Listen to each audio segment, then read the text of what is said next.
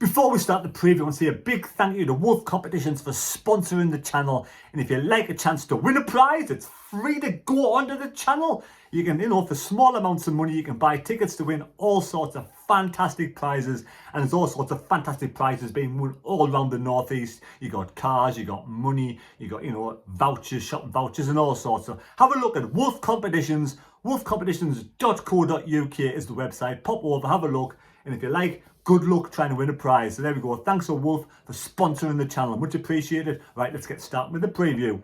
I just want to say, first of all, a big well done to Regis Bris for being nominated Manager of the Season. One of only 6 head coaches to be nominated as Manager of the Season. Good luck and well done. You definitely deserve it. Here we go, back again with another match day preview, and Sunderland do travel down to Everton at the Hill Dickinson Stadium on Sunday for the 3 o'clock kickoff, barring one Premier League game today. Aston Villa versus Liverpool. All the other games take place at Sunday. On Sunday, Everton were founded back in 1878 and have been ever present in the Premier League since about 1992, I think, when it first started. 148 years young. The Hill Dickinson Stadium is where they play the football. Games of football cost £750 million, estimated to build it, and opened in February the 17th, 2025. A 52,000 plus seater stadium. Now, they haven't been fantastic at home, Everton, since it's opened up in 2025. They've played 18 games in the Premier League. They've won 6, drawn 5 and lost 7. So they are, at this moment in time, slightly better away from home. But the home form has picked up over recent games. Manchester City was at the Hill Dickinson Stadium just recently, and at one point Everton were 3-1 up with minutes to go. But Manchester City came back to draw 3-3. Everton did get beat against Liverpool at home 2-1, but put in a good performance when it was, late on. It was 1-1 and they could have won that game at times. And they did beat Chelsea 3-0, so the form has improved since the opening of the stadium. Jordan Pickford, Sunderland fan through and through, is their goalkeeper, been there for a pretty long time at this moment in time. And European football, the top 7 teams in the Premier League can make it to European football. Now that goes down to the conference, but I'm not sure if Aston Villa win the European League. If they win the Europe League, they will go down to about 8th position. So it could go down to the 8th position. Now, will it go down to 9th position if Arsenal win the Champions League? What about Crystal Palace? I think Crystal Palace doesn't really matter because they're not anywhere near the European place this season. So I might go down to 9th position. Someone let me know, how far down can it go in the Premier League? Now, at this moment in time, 9th place is Chelsea on 49 points. Everton on 49, Sunderland on 48th in 12th place. So we actually only 1 point behind potential European players. Then it goes up to 8th place, Brentford on 51. That's a 3-point gap, 4-point gap between Sunderland and, or 3-point gap between Sunderland and Brentford, but Brentford do have a better goal difference. Fulham also there at an 11th place on 48. And 7th place is Brighton, which are 5 points ahead of Sunderland. So we would have to win both of our games and Brighton to lose both of theirs to actually jump above Brighton. Now, Everton do play Sunderland, of course. For me, this massive head-to-head, winner takes all. I think the team that wins this has a great chance of making it to Europe. They do play Spurs as well, Everton, so that's a tough game. Sunderland have got Everton and Chelsea, both tough games. Chelsea in the mix, as you know. Chelsea do play Spurs, Brentford, Palace and Liverpool. I do think in 8th and 7th, I think 9th place is up for grabs here. We've got 9th place up for grabs, and potentially that could be European football. But like I said, we're still only 4 points behind Brentford with 2 games to go. They've got Palace, which is a winnable game, and then Liverpool. So yeah, we've got a sneaky outside chance of European football. Now, Everton have got a great team. They've got Beto and Dye, who scored against Sunderland at the Stadium of Light. Dewsbury Hall, Garner, who scored a late penalty in the FA Cup against Sunderland when we did beat them on penalties. Barry, and of course Pickford, and we all know about David Moyes. Yes, David Moyes did manage Sunderland in the olden days. Now, let's read about what's going on here. Everton currently sit 10th place in the Premier League with 13 wins, 10 draws, 13 defeats in 36 games this season. They sit a point and 2 places above Sunderland. Beto, that's his name, is the club's top scorer in the league this season with 9 goals. James Garner has registered 7 assists, so that is the danger duo for Everton.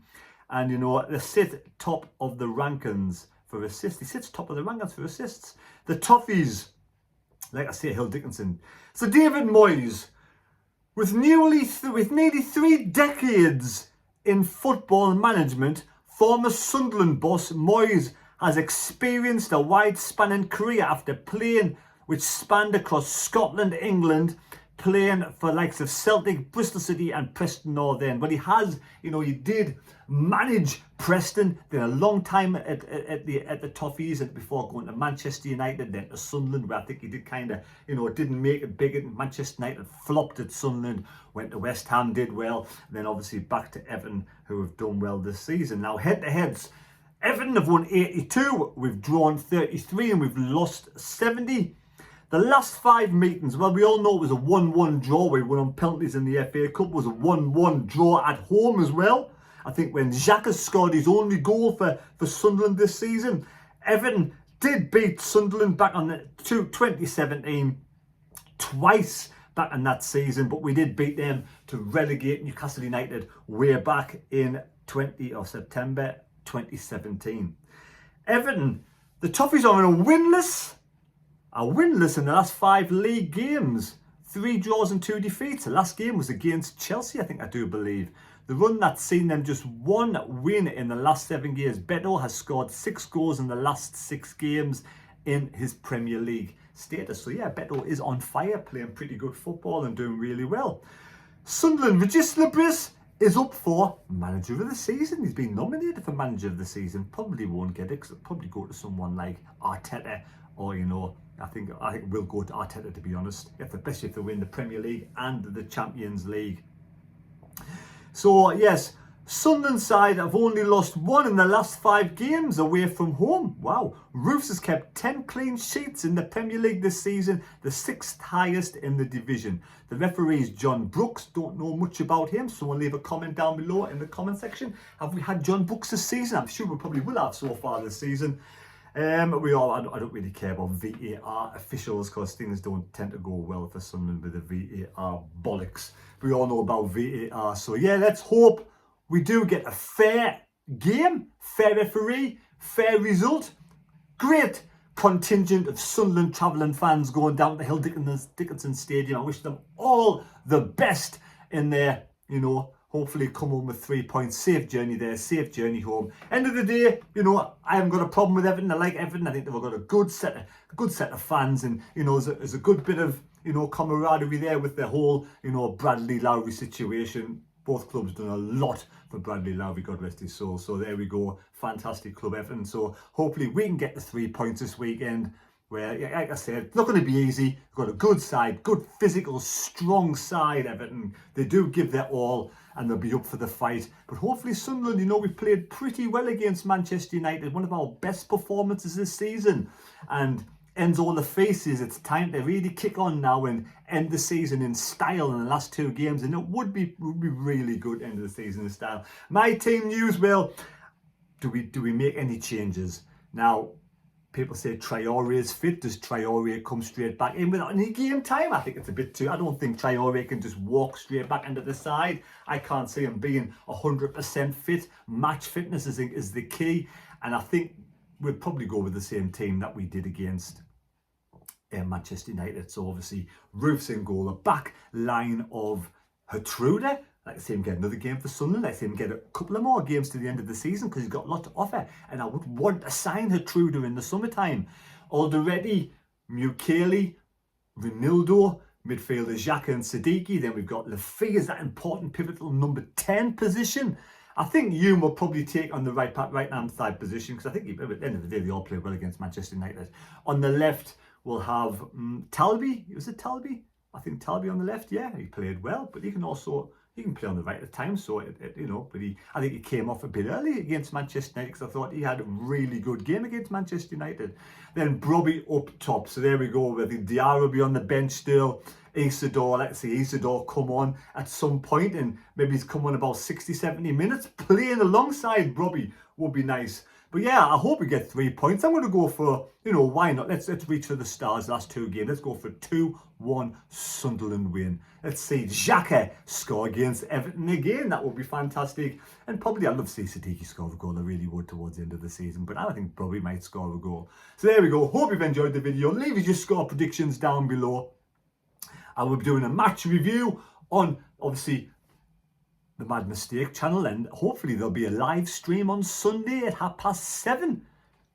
Touch wood. But there we go. Leave your score predictions down below. Leave your team sheet down below, and very shortly there'll be hopefully a pre-match interview with Regis Bris on Safc channel on the official website. I want to watch that and see what the crack is. Hopefully no more injuries, just players coming back like Traore should be on the bench, and then get some game time. Thanks for watching the video. Don't forget to subscribe to SFC Fan TV.